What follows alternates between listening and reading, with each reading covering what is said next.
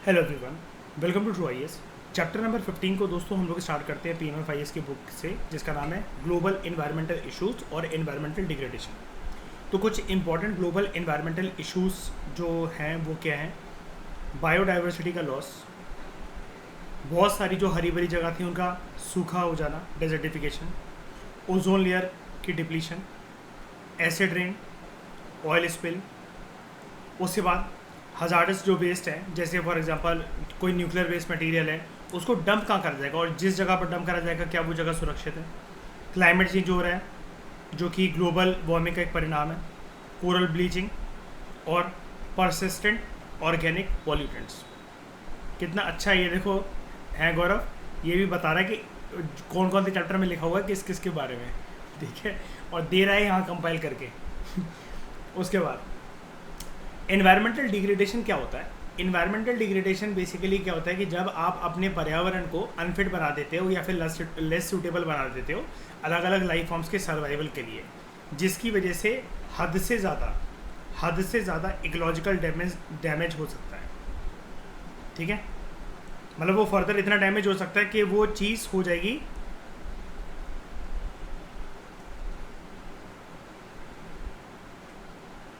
Irreplaceable. आप दोबारा उसको फिर रिप्लेस नहीं कर पाओगे और दोबारा ओरिजिनल पोजीशन पे उसकी नहीं पहुंचा पाओगे। ठीक है, एक तो क्या है, आबादी का बढ़ना, शहरी विकास होना और उसके साथ साथ ह्यूमन नीड्स और ह्यूमन कंफर्ट्स का बढ़ते जाना। इसकी वजह से इंडस्ट्रियलाइजेशन बहुत ज़्यादा होने लगा है। जैसा कि हम इकोनॉमिक्स में एक रूल पढ़ते हैं ना, resources are scarce in nature but human wants are unlimited. ठीक है, यही है इकोनॉमिक प्रॉब्लम मेन सबसे बड़ी। तो जब इंडस्ट्रीज एकदम से तेज़ी से बढ़ती हैं उसकी वजह से नेचुरल रिसोर्सेज का ओवर एक्सप्लॉयटेशन होता है। अब इस प्रकार के ओवर एक्सप्लॉयटेशन का या एक्सप्लॉयटेशन का कॉन्सिक्वेंस क्या है? मिट्टी में जो फर्टिलिटी होती है अलग अलग पूरी कंट्रीज़ के अलग अलग रीजन्स में वो ख़त्म हो जाती है, यानी कि सॉइल इरोजन हो जाता है। बहुत सारी उपजाऊ ज़मीन बंजर ज़मीन में कन्वर्ट हो जाती हैं, डेजर्टिफिकेशन। उसके साथ साथ पर्यावरण में जो भी जीव जंतु होते हैं उनका काफ़ी हद तक विनाश हो जाता है, लॉस ऑफ बायोडाइवर्सिटी। फिर टेरेस्ट्रियल पॉल्यूशन, लैंड पॉल्यूशन, हवा दूषित हो जाना और वाटर बॉडीज जो हैं वो प्रदूषित हो जाना। ठीक है, अब एनवायरमेंटल डिग्रेडेशन के मेजर कॉजेज क्या होते हैं? एक होता है पॉल्यूशन, और पॉल्यूशन अलग अलग फॉर्म में हमें देखने को मिलता है। सबसे पहला देखने को मिलता है हमें एयर पॉल्यूशन।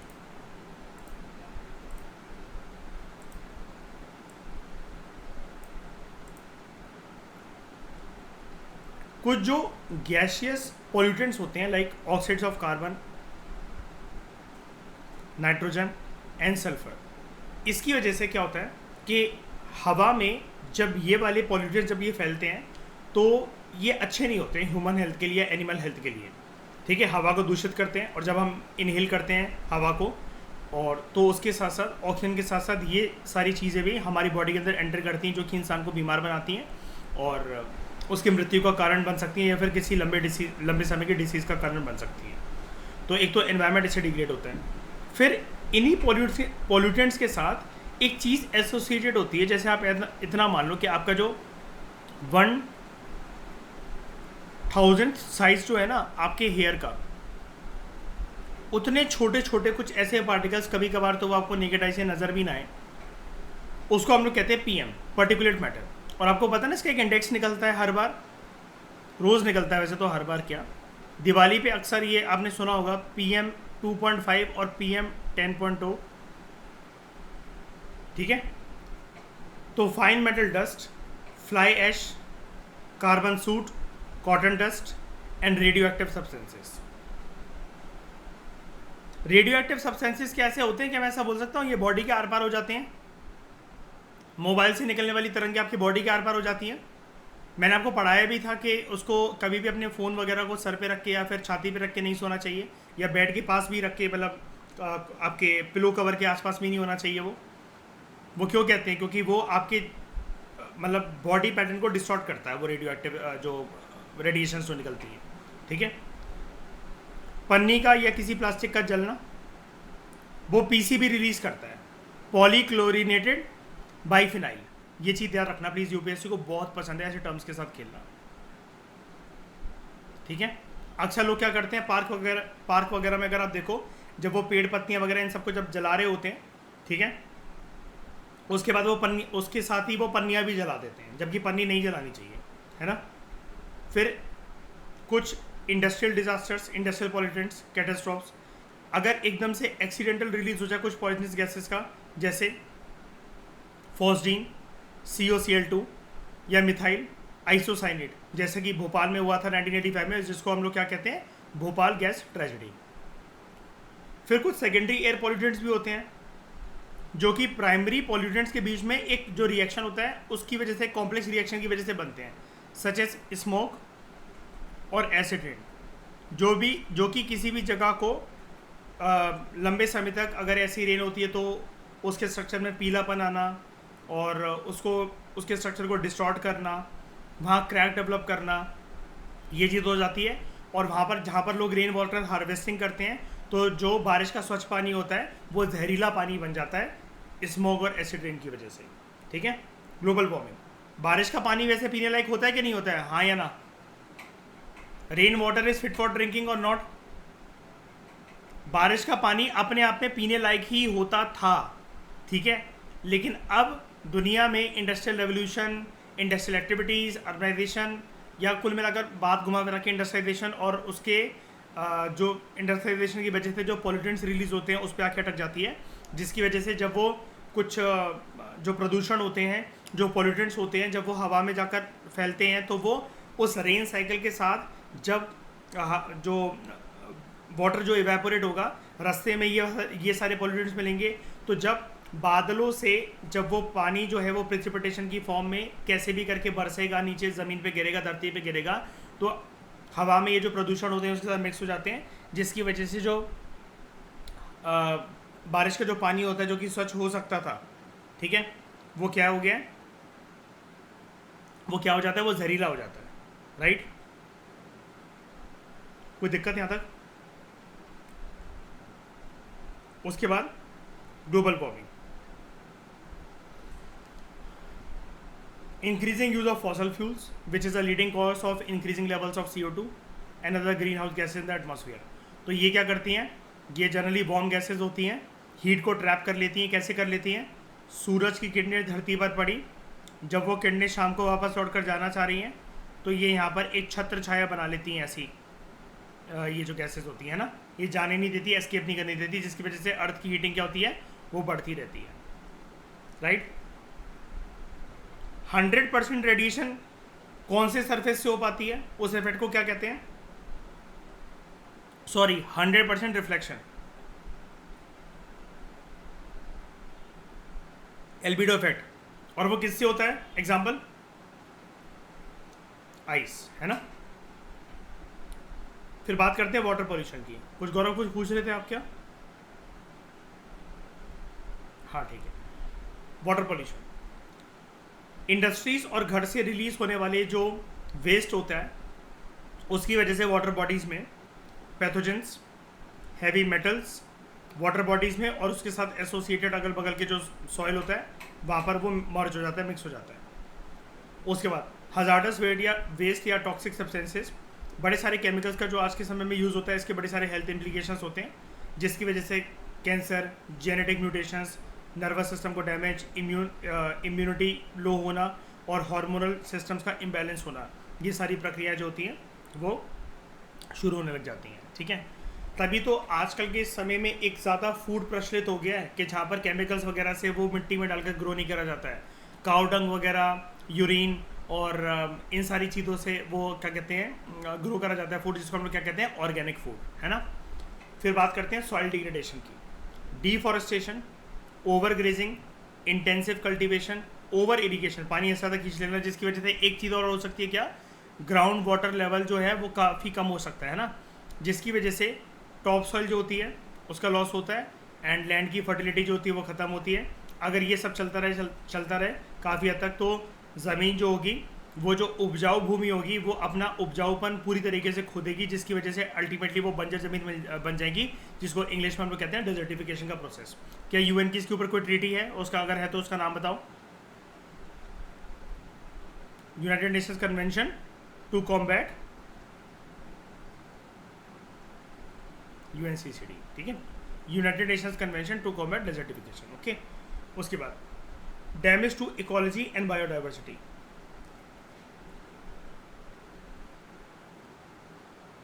जब ये पॉल्यूटेंट्स किसी एक जगह पर फैलते हैं तो उससे जो हैबिटेट होता है विद रिस्पेक्ट टू मतलब एनिमल्स का या प्लांट्स यहाँ पर मिलते हैं, वो हैबिटेट फ्रेगमेंट हो जाता है और डिस्ट्रक्ट मतलब उसका डिस्ट्रक्शन शुरू हो जाता है, क्योंकि फिर वहाँ पर वो जीव जंतु जो है वो पनप नहीं सकते हैं, वो पेड़ पौधे वहाँ पर रह नहीं सकते। अब जैसे आप कहोगे ये कैसे पॉसिबल है? यार कोई मान लो ना कोई एनिमल है किसी वाटर बॉडी के पास है, वो वाटर बॉडी का पानी दूषित हो गया है, वो मर जाएगा या फिर वो कहीं और माइग्रेट कर जाएगा।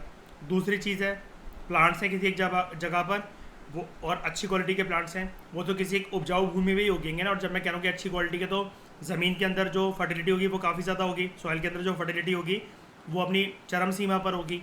लेकिन जब ये पॉल्यूटेंट्स वगैरह जो सॉइल्स में जब ये मिक्स होते हैं तो वो फर्टिलिटी को खा जाएंगे।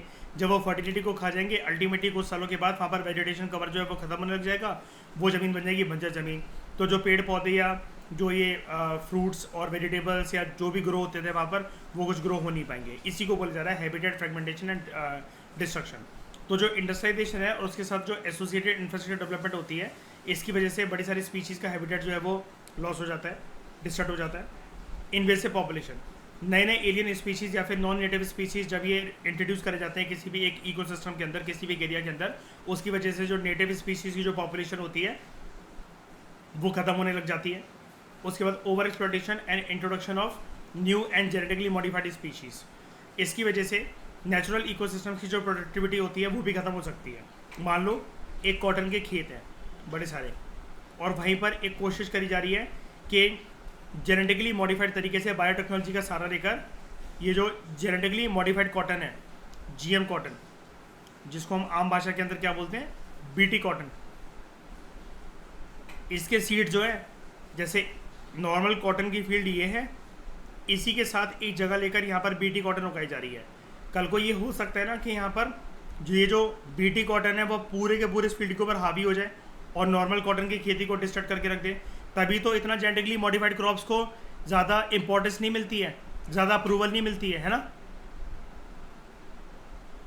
और इनको अप्रूवल कौन देता है कि ये क्रॉप्स यूज़ हो सकते हैं कि नहीं हो सकते हैं? उसका क्या नाम होता है उस कमेटी का?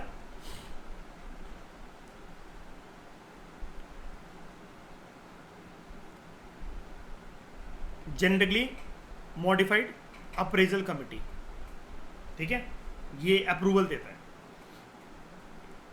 बायोटेक्नोलॉजी के अंतर्गत जो भी ऐसे क्रॉप्स जो हैं या उनके जो सीड्स हैं मतलब वो डेवलप होते हैं, ठीक है। उसके बाद कॉन्सिक्वेंसेज ऑफ एनवायरमेंटल डिग्रेडेशन, क्या आप ये कह सकते हो कि कोई भी चीज़ अगर जेनेटिकली मॉडिफाइड तरीके से वो ग्रो हो रही है, जिसमें बताया जा रहा है कि उसके फ़ायदे ज़्यादा हैं, वो अल्टीमेटली इम्पैक्ट क्या करेगा? कुछ कोई बता सकता है इसके बारे में? कुछ बताओ। हमने करंट अफेयर में भी पढ़ा था ना श्रेया कि लंबे समय के अंदर क्या पता वो ह्यूमन डीएनए को ऑल्टर करके रख दे, कुछ नहीं कहा जा सकता ना। और इसके लिए तो टेस्टिंग होने के लिए लंबा समय तो चाहिए ना, एक जनरेशन को तो देखना पड़ेगा ना, इसलिए इनको इतनी आसानी से अप्रूवल नहीं मिलता। अच्छा, कुछ कॉमन मुझे जेनेटिकली मॉडिफाइड क्रॉप्स बताओ जिनको अप्रूवल मिल चुका है, जो कि यूज़ होते हैं हमारे देश के अंदर। एक तो बीटी कॉटन होता है और बीटी ब्रिंजल। बीटी ब्रिंजल होता था मतलब वो बैन हो गया, लेकिन कुछ कुछ स्टेट्स में जैसे महाराष्ट्र वगैरह में वो फिर भी मतलब कभी कभार आता है, कभी कभार उसके ऊपर बैन लग जाता है। उसके ऊपर क्या कि लिमिटेड यूज़ मतलब आप कर सकते हो, साइंटिफिक यूज़ उसके ऊपर कर सकते हो और परमिशन लेनी पड़ती है। लेकिन जर्नली जो अभी यूज़ होता है वो क्या होता है, बीटी कॉटन, ठीक है। बाकी सारों के ऊपर अब ऐसे ना इंसानों ने फिर ये सोचा था, जब ये चला ना बीटी कॉटन का अप्रूवल मिला, तो बस बीटी सोयाबीन ला देंगे, बीटी पल्सेस ला देंगे, बीटी ब्रिंजल ला देंगे और बीटी फ्रूट्स ला देंगे। हर साफ GAMC ने मना कर दिया था, जेनेटिकली मॉडिफाइड अप्रेजल कमेटी ने, हम तो नहीं देंगे इसको अप्रूवल, ठीक है। लंबे समय के लिए पता नहीं क्या हो जाए देश की आबादी को, या फिर उसके अंदर क्या क्या मतलब जीन्स ट्रांसफॉर्मेशन हो जाए, जेनेटिक म्यूटेशन हो जाए, तो इसलिए एक रिस्की चीज़ है इस वजह से। और फिर ये भी होता है ना, इसका एक एथिकल प्रिंसिपल भी होता है कि नॉर्मल कुदरत जो कि भगवान ने हमें दी है उसके साथ खिलवाड़ करने वाली बात है। अब जैसे CRISPR-Cas9 की टेक्नोलॉजी से आप अपना बच्चा खुद का डिज़ाइन कर सकते हो, और आपको पता है उसके अंदर श्रेया रिसर्च इस हद तक जा चुकी है, इस हद तक कि आप ना, चिमेरे की स्टडी याद है, मैंने बताया था कि अगर आप शेर के साथ वो लिंक करवाओ तो आपका बच्चा मतलब शेर की स्पीड से दौड़ेगा, मतलब, और वो करेगा, है ना, वो कैरेक्टरिस्टिक फीचर आ जाएंगे। रिसर्च इस लेवल तक जा चुकी है कि वो ये अप्रूव करती है कि आप आने वाली जनरेशन को अगर इन टेक्नोलॉजी से ग्रो करते हो ना, मतलब बनाते हो, अगर आप ऐसे बच्चे को पैदा करते हो, वो बच्चा 400 साल तक जी सकता है। ब्रेक रिकॉर्ड ब्रेकिंग चीज़ है श्रेया, 20 पे दामा से ज़्यादा और फिर भी जवान रहेगा, फिर भी जवान रहेगा, मरते दम तक भी उसकी हड्डियों में उतनी ही जान रहेगी जितनी वो शेर और चीते की स्पीड से भागेगा, है ना। आगे यही होना, इच्छा मृत्यु का वरदान, इच्छा मृत्यु का वरदान सही बात है। हाँ यही है ना, हाँ इंसान यही सोचता है इंडिया में, हाँ नया क्या करना बताओ नहीं, फिर ऐसे ही इंसान अपने आप को भगवान मानने लग जाएगा, और क्या है। चाइना के जिस साइंटिस्ट ने स्टडी करी थी ना, उसको पहले तो फांसी दे दी गई, चाइना की सरकार ने उसको फांसी की सजा दे दी थी, मार दिया था उसको। और एक और साइंटिस्ट ने करा था तो उसको जेल नहीं भेजा था, उसको वैसे ही शूट कर दिया था।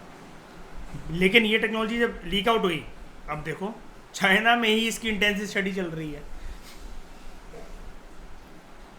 क्योंकि वही वाली बात है ना कि अब जैसे आपको कोई ऐसी नोट छापने की मशीन मिल जाए तो आप तो पहले बड़े एथिकल बनोगे कि नहीं यार ये सब गलत बात है, ये है वो है, लेकिन कहीं ना कहीं दिमाग में तो आएगा ना यार, पैसे कमाने का श्योर शॉट एक बहुत अच्छा तरीका है यार ये, यार वही इंसान, क्योंकि इंसान देखो लालची प्राणी तो है ना, वो कितनी भी आदर्शवादी बातें कर ले लेकिन औकात में तो आ ही जाता है ना अपनी, ठीक है।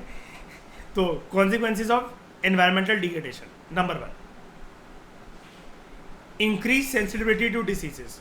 जो कल्टिवेटेड प्लांट्स होते हैं, जो फिशेस होते हैं, फिर जो डोमेस्टिकेटेड एनिमल्स हैं, अच्छा यहाँ पर जो फिशेस की बात हो रही है ना, ये भी मतलब ऐसी जगह पर बात हो रही है, हम लोग जो वो फिश नेट्स वगैरह बनाकर एक पूरी प्रॉपर तरीके से उनको ग्रो नहीं करते हैं, जिसको हम लोग क्या कहते हैं, फिशिंग पैंस, है ना, या फिर एक्वाकल्चर पैंस, राइट। तो they have become increasingly sensitive to pest and diseases, ये फैल सकते हैं। जैसे हमने डिस्कस भी करा था वेटलैंड वाले चैप्टर के अंदर, आपको याद होगा कि आसपास की जो स्पीशीज़ है, अगर वहाँ पर उस एक्वाकल्चर सिस्टम में वो उस पानी के अंदर कोई भी जीव जंतु या कोई ऐसी मर जाए या कोई डिसीजेस अगर फैल जाए तो ये चीज़ इनको हार्म कर सकती है कि नहीं कर सकती है। मान लो कि किसी एक ऑर्गेनिज्म को डाइक्लोफिनिक दवाई से ट्रीट करा जाता था, अब आप तो ये तो नहीं कह सकते हो कि हर एक मरीन ऑर्गेनिज्म जो है अगर वो ऐसी किसी डेड एनिमल को खाएगा, फीड करेगा जिसने डाइक्लोफिनिक दवाई जीते जी ले रखी होगी, तो उसका कैरकास फिशेस या फिर शार्क अगर फीड करें, मतलब शार्क तो जो एक बहुत बड़ी चीज़ हो गई, एक aquatic organism like crab, lobster वगैरह अगर उसके ऊपर फीड करें तो वो मरेंगे नहीं।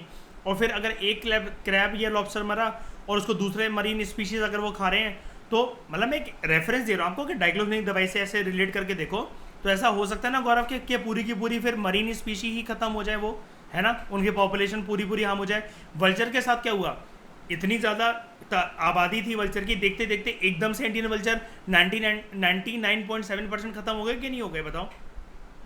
वाइट बिल्ड वल्चर ये आपके 97.4% खत्म हो गए, ऐसे ही तो हुआ ना, तो वो चीज़ है। उसके बाद जेनेटिक रेजिस्टेंस, ज़्यादा इंसेक्टिसाइड्स, पेस्टिसाइड्स और एंटीबायोटिक्स का यूज़ करना, वही जैसे मैंने आपको बताया कि जैसे डाइक्लोफिनिक दवाई वगैरह, it has speeded up directional natural selection and it cause genetic resistance and pathogens, जिसकी वजह से ये जो जेनेटिक रेजिस्टेंस होता है पैथोजन के अंदर, मतलब वो फिर मरते भी नहीं है एक टाइम के बाद जाकर। इसको हम लोग इंसानों के अंदर जब ये होता है तब हम इसको क्या कहते हैं, AMR, क्या फुल फॉर्म होती है, एंटी माइक्रोबियल रेजिस्टेंस, भूल गए, है ना, कि जब आप दवाइयाँ मतलब आपको बीमारी लग गई, आप इतनी दवाइयाँ खाई, इतनी दवाइयाँ खाई कि अब वो असर ही करने को तैयार नहीं, उसको पैथोजन को मारने को तैयार नहीं, वो उसकी दोस्ती हो गई उसके साथ, वो बेशरम हो गई दवाई, है ना। ऐसे ही यहाँ पर ही इनके साथ होता है भाई। ऑर्गेनिज्म लिविंग ऑर्गेनिज्म ही है ना, चाहे फिर वो जानवर हो चाहे वो इंसान हो, ठीक है। उसके बाद इफेक्ट ऑन न्यूट्रिएंट साइकिलिंग। अच्छा मुझे एक चीज़ बताना आप लोग थोड़ा सा स्टडी करके, एक आर्टिकल को किसी को भी पढ़ के या गूगल पे सर्च करके, क्या प्लांट को वायरल इन्फेक्शन हो सकता है? जैसे इंसानों को वायरस होता है, वायरल इन्फेक्शन होता है, कोविड-19 एक वायरस है, और एड्स है, HIV है, ये सब वायरस है, मतलब ठीक है, कोल्ड है, ठीक है, वो भी एक वायरस है। तो मुझे बताना कि प्लांट्स को, किसी भी प्लांट को, किसी भी को, मतलब जर्नल ऐसा मत सोचे ना इसके ऊपर स्टडी कर लेना कि क्या ऐसा कुछ केसेस कभी देखने को मिले हैं क्या, और अगर क्या जनरली होता है, वैसे जनरली नहीं होता लेकिन सर हाँ फिर भी कुछ गिने चुने के तुक्के प्लांट्स में देखा गया है, या बिल्कुल ही नहीं हो सकता, तो मुझे बताना कि प्लांट्स में वायरल इन्फेक्शन हो सकता है क्या, ये पता करके बताना, ठीक है, इस लेक्चर के बाद या जब भी आपको टाइम मिले। Effects on nutrient cycling, use of fertilisers in agricultural fields, it interferes with the natural biogeochemical cycles, ठीक है। ज़्यादा फर्टिलाइज़र को अगर यूज़ करा जाए तो फिर ये जो रीजुविनेशन जो साइकिल होती है एग्रीकल्चर फील्ड्स की, जिसमें सॉइल रीजुविनेट होती है, वो डिस्टर्ब हो जाती है। ये जो बायो जियोकेमिकल साइकिल है ना, तो श्रेय चैप्टर है हमारा 6 चैप्टर न्यूट्रिएंट साइकिल, मैंने वहाँ पर nitrogen cycle, phosphorus cycle, carbon cycle, सारी साइकिल्स कवर करवा रखी हैं। तो नाइट्रोजन साइकिल के कंटेक्स्ट में ना बहुत अच्छे से समझ पाओगे, मतलब कोई भी साइकिल को उठा लेना बहुत अच्छे से समझ पाओगे कि सॉइल की दोबारा जो हेल्थ है वो रिजुविनेट किस प्रकार से होती है, ठीक है। और जब बीच में अगर हम एक भी अगर उसकी रिजुविनेशन की जो चेन होती है उसमें एक में भी अगर हम डिस्टॉर्शन कर दें तो क्या क्या उससे हार्म हो सकता है, ओके। उसके बाद just a minute, loss of biodiversity, इसमें क्या है, हैबिटेट डिस्ट्रक्शन और हैबिटेट फ्रेगमेंटेशन जो है, ये बड़े सारे स्पीशीज जो हैं स्पेशली एंडेंजर्ड स्पीशीज, उनके सर्वाइवल के खतरा बन रहे हैं। Global warming and climate change, air pollution जो है वो अब इस अर्थ को इनहॉस्पिटेबल बना रहा है रहने के लिए due to events like global warming, acid rain, ocean acidification, melting of ice caps and glaciers and sea level change. Global warming जो है वो एक सीरियस थ्रेट पोज कर रहा है to the Himalayan and the polar ecosystem. Snow वहाँ पर बहुत तेज़ी से मेल्ट हो रही है जिसकी वजह से सी लेवल राइज हो रहा है। और जो कोस्टल लैंडफॉर्म्स है, कोस्टल लैंडफॉर्म क्या मतलब, आप ऐसा मान लो जो आइलैंड कंट्रीज हैं वो डूबेंगे, जब वो डूबेंगे तो उनकी पॉपुलेशन दूसरी कंट्रीज में जाएंगी, फिर उसकी वजह से हो सकता है कि वॉर या फिर सिविल वॉर या फिर रिसोर्सेज को लेकर लड़ाई शुरू हो जाए, ठीक है। तो जैसे हमने कंटेम्प्रेरी वर्ल्ड पॉलिटिक्स वाली जो बुक है क्लास 12, उसके अंदर ये चीज़ कंक्लूड करी थी, श्रेय एक चैप्टर आता है वो ये कंक्लूड करता है रिसोर्सेज का, उस चैप्टर का नाम है रिसोर्सेज। तो वो चैप्टर ये कंक्लूड करता है कि थर्ड वर्ल्ड वॉर हो सकता है। तो चैप्टर का उसका ये कहना कि हाँ पॉसिबिलिटी है, लेकिन थर्ड वर्ल्ड वॉर जो होगा वो होगा ऑयल एंड वाटर क्राइसिस के इशू पर, इसकी वजह से। और जो कि फिर वो जो पूरी एक्सप्लेनेशन देता है ना अपनी, तो वो चैप्टर कहता यही है कि ये होगा इसी वजह से, ये जो आइस कैप्स वगैरह और ये जो मेल्ट हो रही है, मतलब ये जो वाटर वॉर्स है ना, इसी की वजह से आइस कैप्स वगैरह। हाँ ऑयल पे मत जाना, मतलब वाटर रिसोर्सेज वाली जो बात है कि जो ऑयल वाली तो चलो चीज़ बच भी सकती है। अब जैसे क्या है हमारे सामने दिख रहा है, चलिए अभी इलेक्ट्रिक गाड़ियाँ वगैरह ये सब आ गई है, तो तेल वेल को चलो लेकर इतना कुछ हुआ नहीं है, ठीक है। इंसान कुछ ना कुछ खोज लेगा, वो हटाओ उसको, एक बार को यहाँ से टल भी सकता है, हट भी सकता है। कि कंट्रीज ये मान जाएंगी कि कौन सा हमारे देश में पहले से ही होता था, सऊदी अरेबिया या फिर गल्फ कंट्रीज की तरह तेल हम भी तो मंगवाते ही थे ना, जब उनके पास खुद ही नहीं बचा तो वो क्या देंगे, ये तो चलो एक अंडरस्टैंडिंग डेवलप हो जाएगी, ठीक है। लेकिन बात करें पानी की, पीने के पानी की, तो ये जो सी लेवल राइज होगा और पीने का पानी को भी छोड़ दो, जब ये बड़ी सारी कोस्टल कंट्रीज जो हैं जब ये डूबेंगी तो ये माइग्रेट करके फिर वहाँ पर जाएंगी, ठीक है। और इनकी जो पॉपुलेशन है मतलब ये वहाँ पर जाएगी माइग्रेट करके दूसरी कंट्रीज़ में जो कि नॉन कोस्टल कंट्रीज या नॉन आइलैंड कंट्रीज हैं। इसकी वजह से रिसोर्सेज को लेकर और एम्प्लॉयमेंट वगैरह को लेकर लड़ाइयाँ होंगी, जिसकी वजह से थर्ड वर्ल्ड वॉर हो सकता है कंट्रीज के बीच में। Change in weather pattern, the incidence of extreme weather patterns and change in weather patterns they have become common due to environmental degradation। और याद है हमने पढ़ा था एक आर्टिकल करंट अफेयर में इसके ऊपर चला, इसी वेदर पैटर्न की वजह से बड़े सारे लोग गरीबी रेखा के नीचे आ रहे हैं, बिलो पॉवर्टी लाइन, है ना, ठीक है। उसके बाद depletion of water resources, water pollution जो है it has created a tremendous scarcity of quality water resources. Desertification, बड़े सारे जो फर्टाइल लैंड से जो अरेबल लैंड से it is being converted into wasteland due to erosion, salinity and loss of fertility. उसके बाद इंसान किस तरीके से इकोसिस्टम को मॉडिफाइड करते हैं या फिर एनवायरमेंटल डिग्रेडेशन के लिए रिस्पॉन्सिबल होते हैं, तो वो होता है जो इंसान अपने नेचुरल इकोसिस्टम को मॉडिफाई करते हैं, जिसको हम लोग बोलते हैं ह्यूमन मॉडिफाइड इकोसिस्टम। ये टर्म देख लेना, ह्यूमन मॉडिफाइड इकोसिस्टम। तो वो होते हैं कुछ agro ecosystem, plantation forest, rural ecosystem, urban ecosystem and aquaculture. तो कैरेक्टरिस्टिक्स क्या होती है ह्यूमन मॉडिफाइड इकोसिस्टम की, ये काफ़ी ज़्यादा अनस्टेबल होते हैं, अनसस्टेनेबल होते हैं और उसका डिवास्टेटिंग इफेक्ट हो सकता है एनवायरनमेंट के ऊपर, क्योंकि इंसानों ने देख नहीं रखा होता है, कैलकुलेशन नहीं कर रखी होती कि अगर हम नेचुरल एनवायरनमेंट को डिस्टॉर्ट कर रहे हैं और इससे कुछ और बना रहे हैं, तो उनको ऐसा लगता है कि ये काम तो पर्यावरण के अंदर ही चल रहा है ना, लेकिन पर्यावरण के अंदर काम चल रहा है, लेकिन नेचुरल पर्यावरण को तो तुमने चेंज कर दिया ना, तो उसका डिवास्टेटिंग इफेक्ट लॉन्ग टर्म में हो सकता है। ये वाली बात भी याद रख लेना, शॉर्ट टर्म में तो कुछ भी चीज़ देखने को नहीं मिलती हमें, हर एक चीज़ कुदरत के अंदर लॉन्ग टर्म के अंदर होती है। अब जैसे इंसान पूरी की पूरी मरीन स्पीशीज़ को लेकर एक्वाकल्चर स्टार्ट करते, तो चलिए एक बात बताइए, तो नेचुरल एक्वेटिक इकोसिस्टम के साथ खिलवाड़ करने वाली बात हुई कि नहीं हुई निर्वैर, है ना। तो उसके बाद highly they are highly simplified with very low species diversity and poor nutrient cycling. अब जैसे एक्वाकल्चर में एक कितनी ही फिशेस की स्पीशीज़ को, कितनी ही क्रैब्स या लॉबस्टर की स्पीशीज़ को ग्रो कर लोगे, ठीक है। और फिर जो फिशेस हैं वो नेचुरल तरीके से जो भी चीज़ खाती हैं, आप उनको आर्टिफिशियल फूड दे देकर ग्रो करोगे। उसमें से एक दो फिश अगर नेट में से रिलीज होकर अगर निर्वैर समुद्र तक पहुंच गई और फिर उन्होंने, मान लो कि एक जनरेशन में फिश के एक बच्चे हुए थे, उनको आपने आर्टिफिशियल न्यूट्रिएंट दे देकर ग्रो करा, ठीक है। अब वो ऐसे 50,000 मछली के बच्चे, क्रैब के बच्चे, लॉबस्टर के बच्चे वो समुद्र के अंदर पहुंच गए। अब उनको दूसरी मरीन स्पीसीज जो है वो खा रही हैं, तो शायद ये भी तो हो सकता है ना उसके अंदर, उनके अंदर फिर जेनेटिक म्यूटेशन या जेनेटिक ऑल्टरेशन आ जाए। पॉसिबिलिटी है कि नहीं है? होने को कुछ भी हो सकता है, या उनका पेट खराब हो जाए, दवाइयाँ दे देकर उनको ग्रो करा गया हो, सारी की सारी एक साथ मर जाए, है ना। जब वो सारी एक साथ मर जाएंगी तो एक्वेटिक इकोसिस्टम में इतनी जल्दी कुछ होता भी नहीं है कि कैरकासिस को रिमूव करा जाए। तो वहाँ पर क्या होगा, डेड बॉडीज जब बहुत ज़्यादा समय तक घूमती रहती हैं, तो उसकी वजह से फिर अल्टीमेटली ये भी हो सकता है वो पानी प्रदूषित हो जाए, रहने के लिए अच्छा ना हो, सर्वाइवल के लिए अच्छा ना हो, ऑक्सीजन कैपेसिटी उसकी डिप्लीट हो जाए। अल्टीमेटली फिर आपको भी पता है एंड पॉइंट इसका क्या होता है, फिर कुछ एलियन इन्वेसिव स्पीशीज प्लांट वगैरह की अगर वहाँ पर इंट्रोड्यूस कर दी जाए तो यूट्रॉफिकेशन वगैरह या एल्गल ब्लूम का कारण भी बन सकता है वो पानी।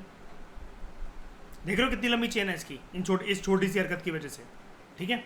उसके बाद फूड चेंज जो है they are simple small and undergo frequent change, मतलब जब इंसान अपने हिसाब से जैसे इकोसिस्टम को ऐसे जब मॉडिफाई करके कुछ ना कुछ करता है, तो वहाँ पर फूड चेन काफ़ी छोटी होती है और चेंजेस आते रहते हैं, जो कि एनिमल बिहेवियर के लिए और एनिमल के सर्वाइवल के लिए लंबे समय में अच्छी नहीं होती है।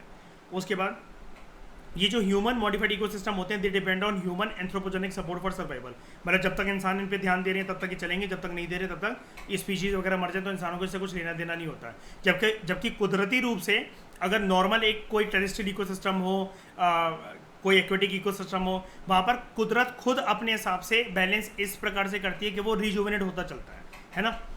तो स्पीशीज जो है they are highly susceptible to epidemic diseases, they are highly subject to soil erosion, soil degradation, regeneration recovery जो होती है इन्वायरमेंट की बहुत स्लो होती है, और जो इसके एडवर्स इफेक्ट्स होते हैं they are irreversible for a very long time. फिर हम बात करते हैं एग्रो इकोसिस्टम की।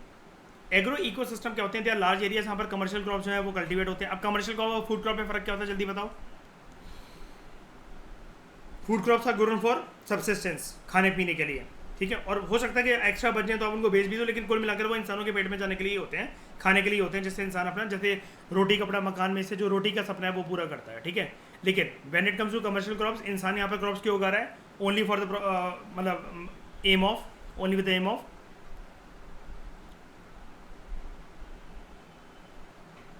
प्रॉफिट मेकिंग, ठीक है।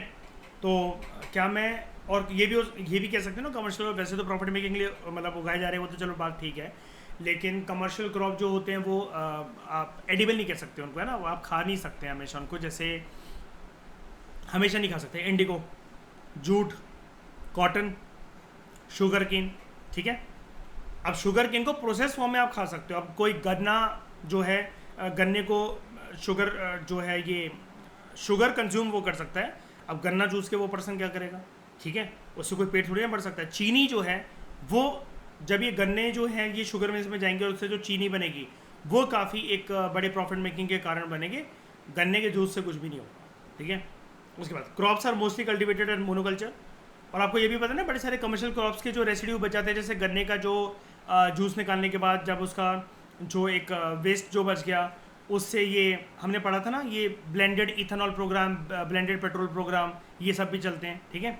तो crops are mostly cultivated as monoculture, growing only one type of crop on the entire field.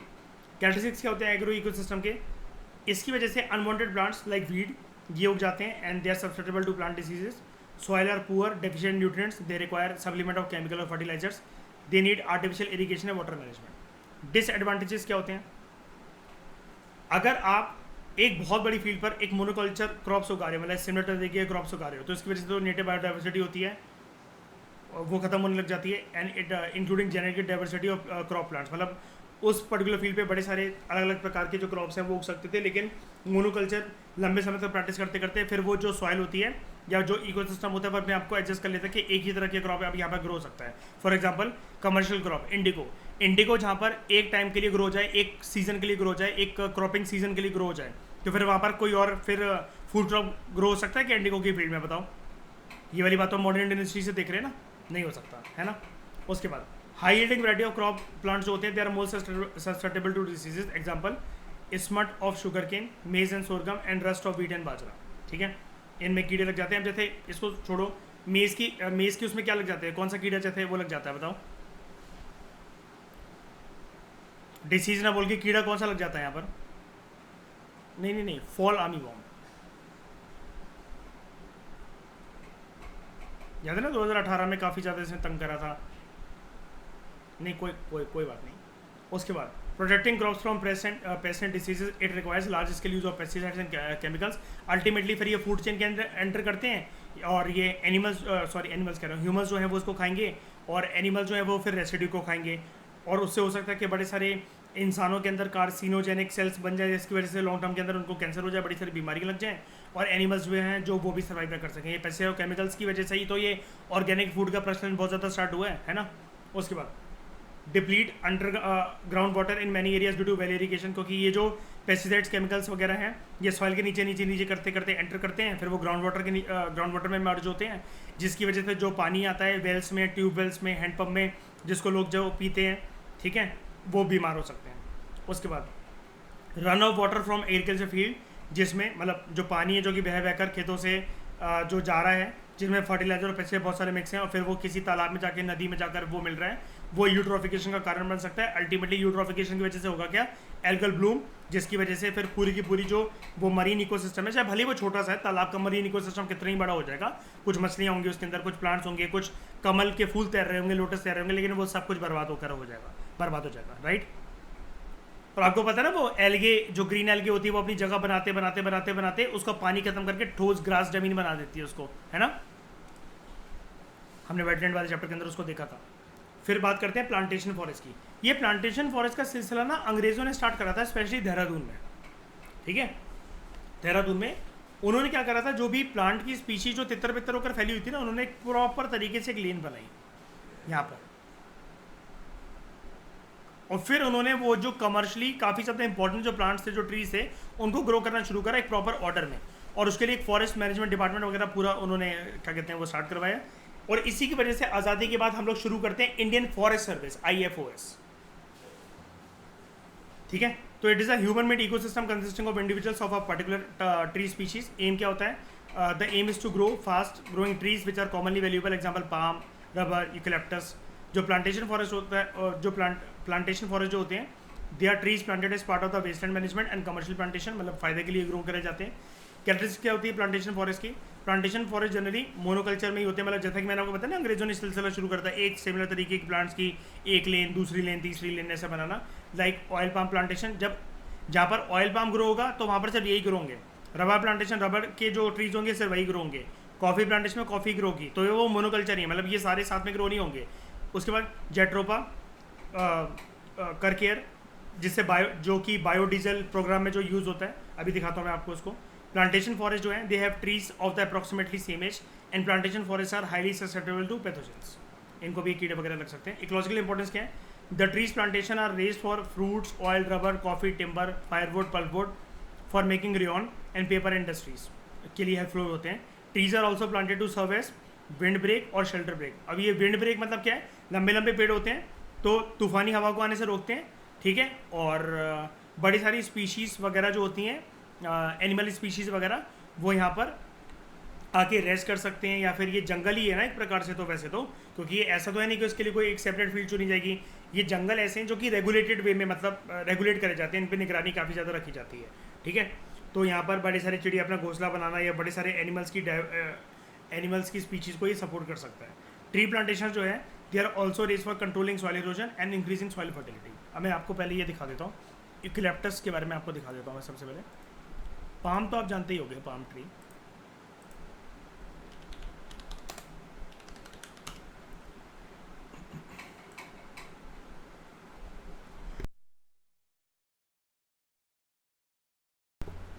ये होता है पाम ट्री।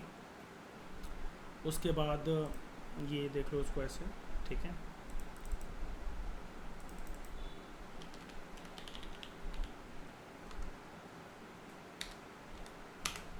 लेट्रोपा कर्कस,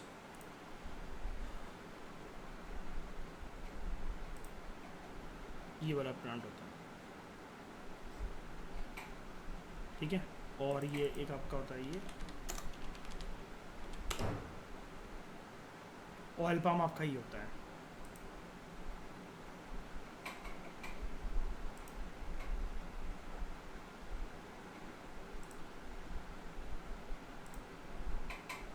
हाँ सुगंधा बताओ क्या कह रहे हो।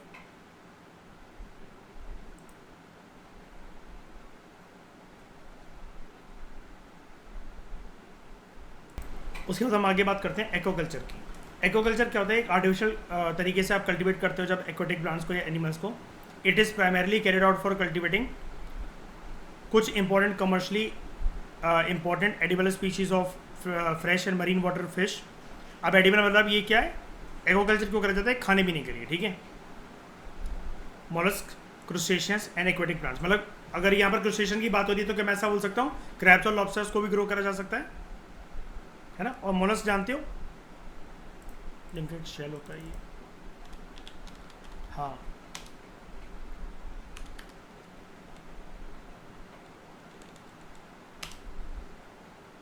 ये ठीक है। और मोलस्क के लिए एक्वाकल्चर में आपको दिखाऊँ कैसे होता है। ये देखो इन नेट्स में,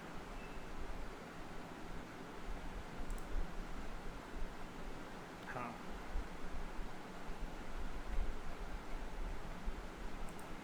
हाँ,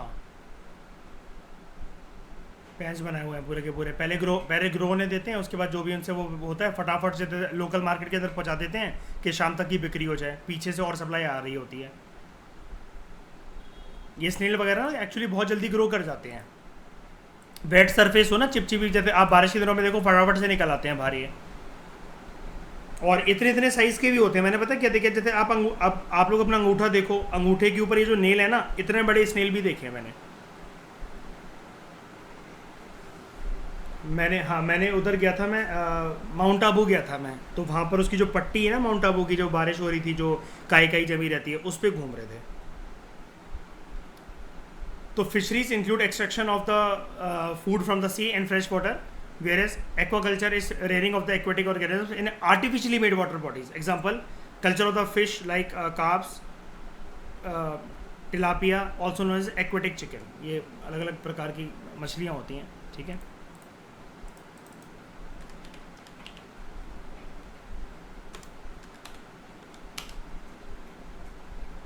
कारफिश, ठीक है।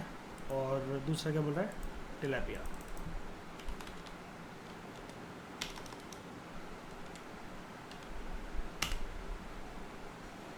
है टिलापिया फिश। सुना, तुमने तो सारी खाई होंगी, है ना?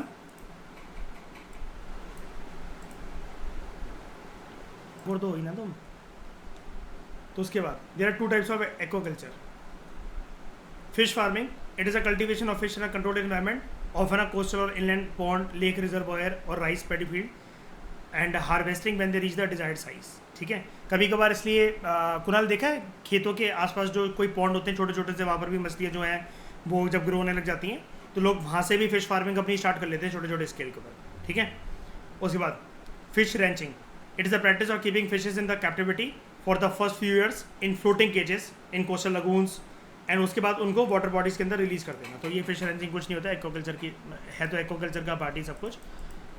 दिखा देता हूँ मैं आपको कैसे वर्क करता है। हमने वेटलैंड वगैरह चैप्टर में सब कुछ पढ़ चुके हैं हम, अगर आपको याद हो। ये देखो बड़े से एरिया में, ये वाला याद है, ये ऐसे बड़े से एरिया में सर्कल से बना के स्विमिंग पूल की तरह यहाँ पे फिश को ग्रो करवाया जाता है। जैसे उनका साइज़ बड़ा हो जाए उसके बाद उनको रिलीज़ कर दिया जाता है। अच्छा, ये कभी कभार ना फिश रैंचिंग ज़रूरी नहीं कि हमेशा खाने पीने के लिए ही हो। कभी कभार ये सरकार या फिर किसी स्टेट गवर्नमेंट के प्लान के अकॉर्डिंग या किसी एनजीओ के प्लान के अकॉर्डिंग किसी फ़िश की पॉपुलेशन को बचाने के लिए भी ऐसा करा जा सकता है। जैसे याद है हम लोग क्रोकोडाइल के कंटेक्स में भी ऐसा पढ़ रहे थे, उनके बच्चों को अलग लेकर आ जाओ कैप्टिविटी में, फिर ब्रीड करवाओ, जब वो बड़े हो जाए फिर वो रिलीज़ कर दो, है ना, ठीक है। ये चीज़ है। अब वो कोई क्रोकोडाइल को कोई खाने के लिए थोड़ी ना बड़ा कर रहे थे उनके बड़े होकर क्रोकोडाइल मतलब इसको मारना है खाना है, ठीक है। तो adults are harvested when they return for spawning to the lagoons, example salmon and hilsa. अभी सैल्मन फिश काफ़ी महंगी होती है और काफ़ी पॉपुलर है फिश है ना। And hilsa which migrate to rivers to spawn and they are cultivated by fish ranching method, ठीक है। जैसे आपको पता होगा सौगंधा, आप सभी जानते हो कि बारिश के दिनों में कहते हैं कि ये मछली वगैरह नहीं खाना चाहिए है ना, वो प्रेग्नेंट होते हैं जीव जंतु सारे के सारे। ये तो सैल्मन फिश जानते हैं वाली बात सुनिए कभी आपने? ये सैल्मन काफ़ी महंगी फ़िश है, वर्ल्ड पॉपुलर फ़िश होती है। और हिल्सा,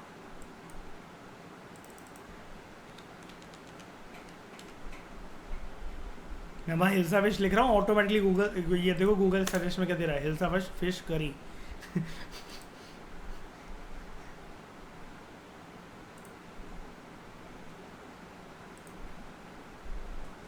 मेरिट्स क्या एक्वाकल्चर के? इकोलॉजिकल एफिशिएंसी काफ़ी हाई होती है। 2 किलो जो ग्रेन्स हैं they are required to add 1 kg live weight. इसका मतलब क्या है? 2 kg of grains are required to add 1 kg live weight. ये 2 किलो ग्रेन किसको खिलाए जा रहे हैं? किसको खिलाए जा रहे हैं? फिशेस को। इतना खिलाने के बाद कितना किलो वेट आ जाता है उनके अंदर? 1 किलो। अब एक दिन में नहीं खिलाया जाता है ऐसा, ठीक है, इतना तो पता है ना। आपके घर में अगर एक्वेरियम में मछली है तो आप एक ही दिन में के अंदर सारा फिश फूड तो नहीं खिला दोगे, आज ही मछली को बड़ी करके रहूँगा, ठीक है। High yield in a smaller volume of water और improve qualities of fish by selection and breeding and genetic engineering, क्योंकि वो किसी और से टकरा कर नहीं आई हैं, किसी गंदे पानी में रहकर नहीं आई हैं, कोई बीमारियाँ लेकर नहीं आई हैं, आपकी निगरानी के सामने मतलब आप उनको ग्रो कर रहे थे, तो ये चीज़ है। उसके बाद aquaculture reduces over harvesting of fisheries and they are highly profitable business, ठीक है। डिमेरिट्स क्या है? Large inputs of feed water and land are required. अब इतना आसान भी नहीं है ना कि अब ये मतलब आपको देखो परमिशन लेनी है पहले यहाँ पर, जैसे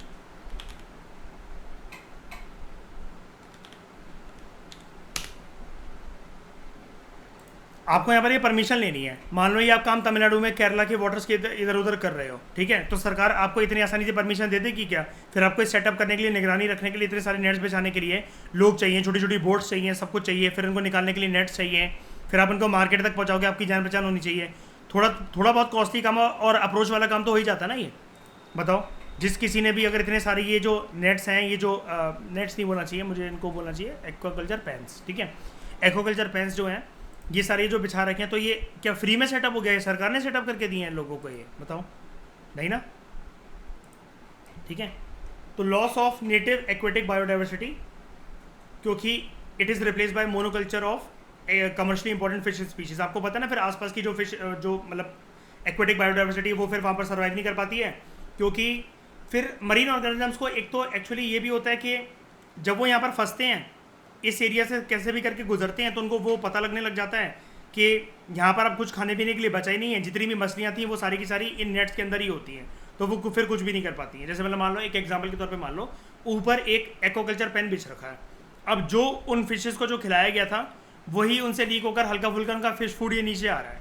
अब ये एक मछली है जो कि अभी तक उन छोटी छोटी मछलियों को खाती थी, लेकिन अब वो छोटी जो मछलियाँ हैं वो इन एक्वाकल्चर पेन्स में सर्वाइव कर रही हैं, उनको वहाँ ग्रो करा जा रहा है। अब इसके लिए कुछ खाने को बचा नहीं है, बेचारी ये जो ओरिजिनल मछलियों को खाती थी अभी उनका फिश फूड खा रही है, तो डिस्टॉर्शन हो जाती है ना। जैसे अब इसी को देख लो, अब यहाँ पर कोई मछली आएगी खाने के लिए, ठीक है, अब वो कुछ भी नहीं कर पा रही है, तो इसकी वजह से नॉर्मल एक जो एक्वेटिक इकोसिस्टम की जो फूड चेन है वो तो डिस्टॉर्ट हो ही रही है ना। अब आप ये नहीं कह सकते ना कि बड़ी मछली को नहीं हम खाने नहीं देंगे, छोटी मछली को, फिर वो सर्वाइव नहीं कर पाएंगी, वो उनकी स्पीशीज खत्म हो जाएंगी, ठीक है। तो it produces large amounts of fish waste that pollutes water bodies. ये भी हमने देखा था कि कभी एक बार ये रिलीज हो जाए। अब एक बार बताना ज़रा, मान लो ये फिश वेस्ट ही एक तरीके से, अब इसके खाने के लिए क्या बचा? इसके खाने के लिए क्या बचा? ख़त्म है ये कुछ टाइम के बाद, ठीक है। एक्वाकल्चर फिशेज जो है they are very sensitive to pesticide run off from the cropland. अब ये क्या है, इन्होंने कभी मजबूती का सामना करना सीखा नहीं है। ये हमेशा मतलब ऐसा मान लो कि जैसे एक बच्चा माँ के पल्लू में मतलब बड़ा होता है, कुछ भी हो गया, बच्चा रोड पे गिर गया, मम्मी रोने लग गई, उठा दिया उसको, कभी टफ नहीं होने दिया। अब ऐसी मछली ने कभी कोई टफनेस तो देखी नहीं है, वो हमेशा एक सेफ्टी नेट के अंदर ग्रो हो रही है, ठीक है। अब अगर कल को अगर आसपास के खेती बाड़ी इलाके से कुछ भी करके हल्का सा पेस्टिसाइड्स, केमिकल, वीडीसाइड्स कुछ भी अगर ऐसा मिल जाता है पानी के अंदर, तो ये तो सर्वाइव ही नहीं कर सकते, इनके अंदर क्षमता ही नहीं है इतनी शरीर के अंदर लड़ने की, उन सब चीज़ों से मर जाएंगी। ठीक है। उसके बाद एक्वाकल्चर पॉन्ड्स के अंदर there is high population density which is maintain that makes them highly vulnerable to diseases leading to total collapse of the crop. अब होता क्या है कि मान लो कि एक पर्टिकुलर, इसी को देख लो, इससे एग्जांपल समझा देता हूँ। यहाँ पर ना हद से ज़्यादा मछली जो है वो ग्रो करी जा रही है। अब एक को भी अगर डिसीज़ है ना, अगर एक को भी डिसीज़ है तो वो सारी की सारी मर जाएंगी। फिर ये डैमेज किसको होगा? जो कि इस धंधे को कैरी आउट कर रहा था। ठीक है। अब लोग क्या सोचते हैं, कभी कभार लालच के चक्कर में, अब इतना हर किसी को इतना ज्ञान तो होता नहीं है, 3-4 वैरायटी की मछली एक ही जगह एक ही एक्वाकल्चर पेन में डाल दी ज़्यादा बिजनेस करने के लिए। अब उनमें से एक निकली इन्वेजिव स्पीशी, या इन्वेजिव नहीं भी निकली लेकिन वो बाकी मछलियों को अपने साथ नहीं रहने देती है, खा लेती है। ठीक है। अगर उसने खाया तो बस, या फिर अगर वो मतलब हावी होना शुरू हुई तो ख़त्म उधर की सारी जो है उनकी पॉपुलेशन डेंसिटी। ये टोटल कोलैप्स तो क्रॉप नहीं है यहाँ पर। ठीक है। स्पीशी है। एक्वाकल्चर जो है, aquaculture tanks and reservoirs they often get contaminated after few years. अब बात ये ना, पानी में डले इनको निकाले कौन? बॉर्डर तक, मतलब बॉर्डर कह रहा हूँ, ये जो कोस्टल लैंड है वहाँ तक लेकर कौन जाए? और साफ़ सफाई क्या होगी? तो लोग क्या सोचते हैं, चल रहा काम तो चलने दो। अब यहाँ पर भी तो कुछ लोहे वगैरह के ट्रेंचेस, या वैसे तो हमने देखा था कि बैम्बू स्टिक से वो बनाते हैं। बैम्बू की लकड़ियाँ भी पानी में जाते जाते क्या गलेंगी नहीं? ऐसी कोई चीज़ होती है जो पानी में बड़े सालों तक रहे वो गले ना? फिर उसके लिए दोबारा फ्रेश इन्वेस्टमेंट करो। साल 2023 में आपने आज ही अपने धंधा बिछाया है, लेकिन जिस टाइम पर एक खर्चा मांगने को आएगा, जैसे जब यहाँ से नेट टूटना शुरू करेंगे, बैम्बू की लकड़ियाँ टूटना शुरू करेंगी, आपको फिर इतनी ही लाखों करोड़ों की इन्वेस्टमेंट दोबारा करनी पड़ेगी उस साल के अंदर। जैसे जब चीज़ें अपने घरों में नहीं चलता है, जब ये मम्मियाँ कहती हैं कि इलेक्ट्रिक का एक सामान ख़राब होता है, फिर लाइन से सब कुछ ख़राब होता जाता है। जैसे एक ही टाइम पर फ्रिज या वॉशिंग मशीन ली हो, फिर जब काम करवाना पड़ता है तो सबका एक साथ ही करवाना पड़ता है फिर, है ना? ये ख़राब हो रहा है, वो ख़राब हो रहा है। अब मिक्सी को इतने साल हो गए, फ्रिज को इतने साल हो गए, मशीन को इतने साल हो गए। फिर जब खर्चा एक के बाद एक होना शुरू होता है, तब आपके घर में फिर टीवी भी नहीं आती है, फिर कुछ महीनों बाद फ्रिज भी नहीं आती है, वॉशिंग मशीन भी नहीं आती है, मिक्सी, ग्राइंडर, हैंड ब्लेंडर, ये सब कुछ नया आता रहता है इलेक्ट्रिक का सामान, है ना? क्योंकि वो एक टाइम पर आपने साथ में सब कुछ लिया होता है, वो साथ में ही सब कुछ खराब होना शुरू हो जाते हैं। ये चीज़ होती है। उसके बाद dams, reservoirs and diversions. Dam जो होती है एक ऐसा स्ट्रक्चर होता है which is build in order to store river या फिर टाइडल वाटर। डैम्स, रिजर्वायर्स और जो डाइवर्जन होते हैं जो capture and store run off water and release it as needed. क्योंकि अगर ये नॉर्मल पानी अगर रिलीज करने देंगे ना रिवर का या फिर टाइडल वाटर, तो उसकी वजह से आसपास के रीजन में क्या हो जाएगी, फ्लडिंग हो जाएगी काफ़ी ज़्यादा। उसी फ्लडिंग को अवॉइड करने के लिए ऐसे आर्टिफिशियल स्ट्रक्चर बनाए जाते हैं, डैम्स वगैरह। लेकिन उसमें भी कंट्रोवर्सी होती है कि डैम अगर अच्छे से नहीं बनाया गया, कंक्रीट उससे नहीं बनाया गया, तो कल को अगर ये फट गया, अगर इसकी दीवार टूट गई, तो फिर आसपास ओवर फ्लडिंग हो सकती है। तभी तो ये आंदोलन वगैरह चलते थे, मेधा पाट करके नर्मदा बचाओ आंदोलन, डैम की हाइट रेज करे जाने से रिलेटेड तो डर था। ठीक है। तो they are use for controlling and moderating floods, producing hydroelectric power, supply water for irrigation industry and other uses for rural, suburban and urban areas, and support recreational activities such as swimming and boating. Advantages क्या होते हैं dams के? जब ज़रूरत हो तो water को release कर दिया जाता है through generate electricity. Hydro electricity जो होती है इट रिड्यूसेड डिपेंडेंस ऑन कोल, जिसकी वजह से CO2 एमिशन हो सकता है अगर कोयले से बिजली प्रोड्यूस करी जाए। लेकिन ये जो है ये प्योर है बिजली, इसका जो प्रोडक्शन प्रोसेस है वो भी काफ़ी सही है। And it reduces downstream flooding, मतलब पानी और बह बह के नदियों से आके गाँव तक या किसी खेती बाड़ी तक जा सकता था, जिसकी वजह से क्रॉप फेलियर या फिर सॉइल इरोजन या लोगों का डूबना, बेघर होना, डैम इन सारी चीज़ों से राहत दे देती हैं। It reduces river silting below the dam, जिसकी वजह से सॉइल इरोजन हो सकता था पहले। अगर वो पानी बहता रहता वो एंड तक जहाँ जाता तो उस गाँव की, उस खेतों की पूरी मिट्टी को अपने साथ ले जाता। And supply irrigation water for cropland, जब जरूरत होती है, मान लो सूखा पड़ जाए तो डैम के अंदर पानी स्टोर है, सरकार से परमिशन मांगो और डैम के दरवाजे खोलकर जितनी ज़रूरत है तो वो जो आसपास के जो कैनाल्स और इरिगेशन टैंक्स वगैरह बन रखे होते हैं दोबारा उनके अंदर पानी भर जाता है आसानी से। ठीक है। डिसएडवांटेजेस क्या होते हैं डैम्स के?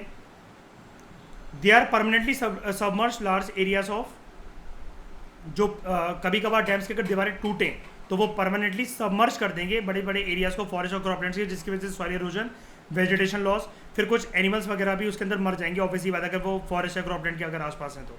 बड़े सारे लोगों को डिस्प्लेस कर सकता है डैम, अगर पानी रिलीज हो गया तो, दीवारें फट गई तो, टूट गई तो। वाटर पॉल्यूशन जो है ये बढ़ सकता है on account of reduce water flow, reduce nutrient replenishment of downstream flood plains. क्यों? पानी जब बहेगा, नदी एक जो फर्टाइल मिट्टी लेकर बैठी है, सॉरी नदी के आसपास जो वो है सॉइल है जिसके ऊपर फर्टाइल मिट्टी है, एक डैम की पानी की लेयर आई, वो उसको धो दिया, उस लेयर को, दूसरी आई, तीसरी आई, ऐसे करते करते एक्चुअल फर्टिलिटी हो सकता है वो सॉइल अपनी हमेशा के लिए खो दे। और स्पेशली उन एरियाज़ के अंदर जहाँ पर जो नदियाँ हैं वो फ्रेश सिल्टेशन लेकर ही नहीं आ रही है। उसके बाद it disturb spawning and migration of some fish species, क्योंकि जब किसी एक पानी के अंदर ज़्यादा हलचल ना हो तब जाकर ये मछलियाँ वगैरह या जो एक्वेटिक मरीन ऑर्गेनिजम्स होते हैं वो प्रेग्नेंट होते हैं। और मतलब ये सिर्फ बात एक्वेटिक स्पीशीज़ की नहीं है, टेरेस्ट्रियल इकोसिस्टम वाले जो स्पीशीज़ हैं वो भी तो ऐसा हो सकते हैं। अब मान लो कि कोई एक जगह है जहाँ पर एलिफेंट कॉरिडोर है, टाइगर कॉरिडोर है, कुछ भी है, वहाँ फ्लडिंग हो गई है अगर हद से ज़्यादा, तो वो सर्वाइव कर पाएंगे क्या? हथनी 22 महीनों के लिए प्रेग्नेंट होती है तो वो पानी में बैठे बैठे 22 महीने निकाल देगी क्या? नहीं ना, ठीक है। High cost and a long gestation period and large reservoirs increases the risk of earthquake also. उसके बाद ageing dams and looming crisis, मतलब कुछ डैम्स जो है काफ़ी पुरानी हो रही है और उनकी मरम्मत के लिए कुछ नहीं करा जाता, और जब सरकार को बातें तभी समझ में आती है जब वो डैम की दीवारें टूट जाती हैं और आसपास के जो गांव होते हैं और जो एग्रीकल्चर फील्ड्स होती हैं वो फ्लडिंग हो जाती है उनकी और सॉइल इरोजन हो जाता है। इंडिया की बड़ी सारी जो डैम्स हैं वो बूढ़ी होती चली हैं and at the same time water reservoir जो है it is being replace by the silt. मतलब वाटर रिजर्वायर जो है it is being replace by the silt का मतलब क्या है?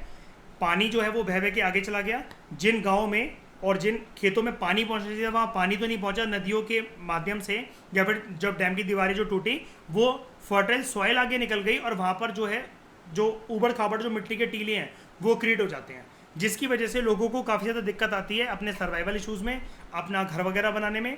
और फिर उनको ये भी नहीं पता होता कि अगर एक बार अगर हम अपना घर बना लें, सरकार किसी योजना के अंतर्गत, आवास योजना के अंतर्गत हमारा घर बनाकर दे रही है, तो अब जो बारिश के दिन आएंगे जहाँ पर ये जो पानी वगैरह जो ज़्यादा बहेगा तो उसकी वजह से कोई नुकसान वगैरह नहीं होगा, ठीक है।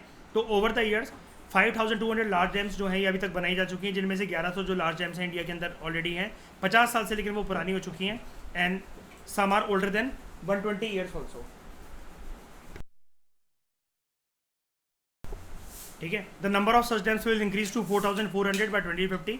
इसका मतलब क्या है कि 80% जो हमारे देश की जो बड़ी बड़ी जो डैम्स हैं ये 2050 तक एकदम बेकार हो जाएंगी। और सिचुएशन बेसिकली ये है, जो माइनर डैम्स हैं हज़ारों से ज़्यादा और उनकी जो शेल्फ लाइफ है वो और भी कम है क्योंकि उनको अच्छे स्ट्रक्चर से नहीं बनाया गया है। बड़ी सारी जो स्टडीज़ हुई वो रिवील हमें ये करती हैं। कृष्णा सागर जो डैम है it was build in 1931 and it is now 90 years old. Similarly Mettur dam जो है इसको 1934 में कंस्ट्रक्ट करा गया था अंग्रेज़ों के टाइम पर, अभी 87 ईयर ओल्ड पुरानी हो चुकी है। अब इन सारे रिजर्वायर्स में जो है they are water scarce resources Cauvery river basin के आसपास एंड स्टडीज़ ये शो करती हैं कि इन डिज़ाइंस, इन रिजर्वायर्स के, इन डैम्स का जो डिज़ाइन है वो भी काफ़ी बेकार है and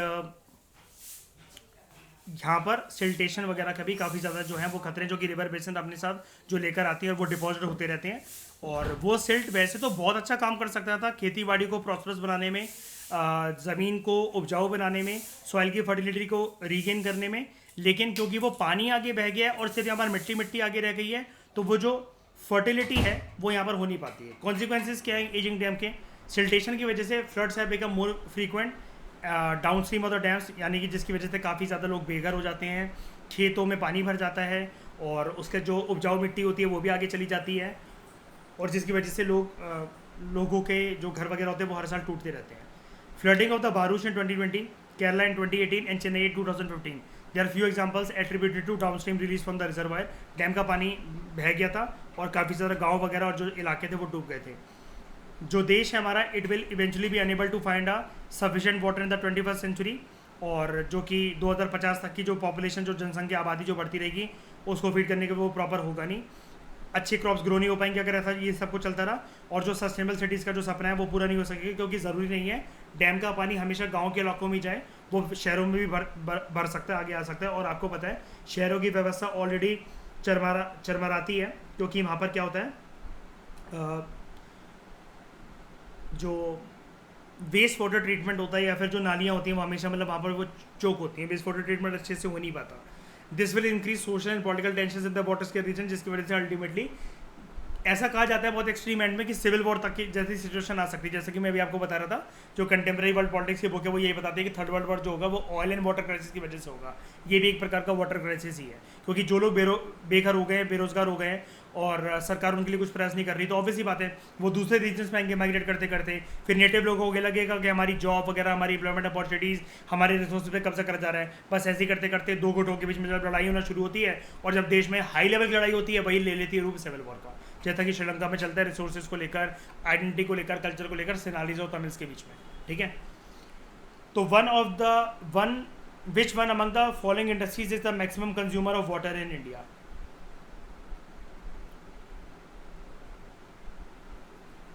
Engineering, paper and pulp, textile and thermal power.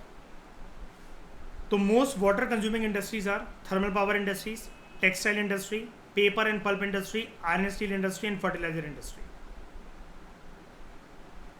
ठीक है, इन्होंने ऑप्शन नहीं दे रखा, ऑप्शन तो पेयरिंग तो बना देते, कम से कम खा गए क्या ऑप्शन बीच में। तो इस डिस्कशन में दोस्तों फिलहाल इतना ही। Thank you very much for discussion. Next lecture के अंदर हम लोग बात करेंगे coral bleaching and coral reefs के बारे में।